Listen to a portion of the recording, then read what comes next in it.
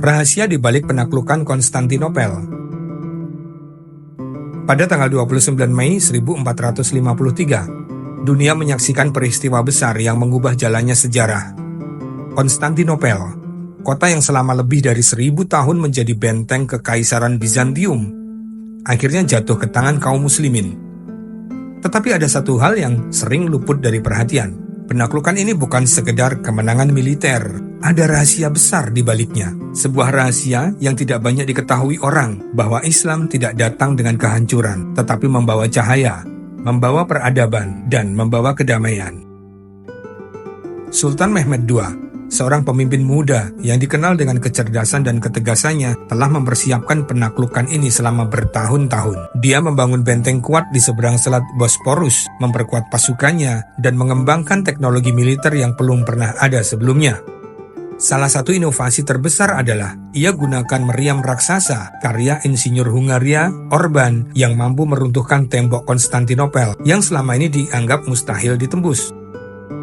Tapi lebih dari sekedar strategi perang, Sultan Mehmed II juga memiliki visi besar, bukan untuk menghancurkan Konstantinopel, melainkan untuk menghidupkannya kembali. Setelah pengepungan selama 53 hari, pasukan Utsmaniyah akhirnya berhasil menerobos benteng kota. Di pagi yang penuh ketenangan itu, pasukan Muslim memasuki Konstantinopel. Namun, apa yang terjadi setelahnya?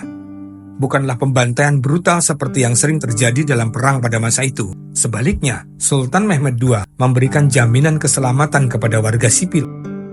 Ia segera memerintahkan pasukannya untuk menjaga ketertiban, menghentikan penjarahan, dan melindungi gereja-gereja serta bangunan bersejarah.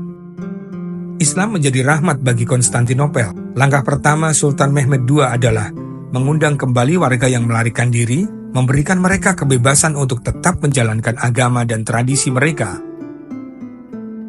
Ia mengangkat Gennadius II sebagai patriark ortodoks, memberi hak otonomi bagi umat Kristen di bawah kekuasaan Utsmaniyah.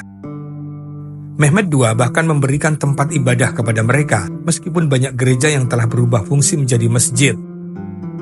Ini menunjukkan bahwa Islam tidak datang dengan menindas, melainkan untuk merangkul. Setelah penaklukan, kota ini tidak dibiarkan dalam kehancuran.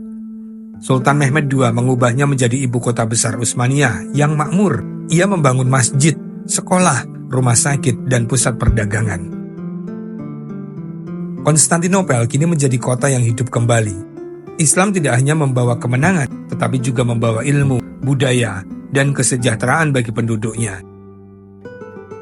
Kesimpulannya adalah bahwa Islam agama kasih dan peradaban. Penaklukan Konstantinopel bukan hanya tentang perang dan kemenangan. Ini adalah bukti bagaimana Islam mengajarkan kasih, keadilan, dan kebijaksanaan dalam memimpin.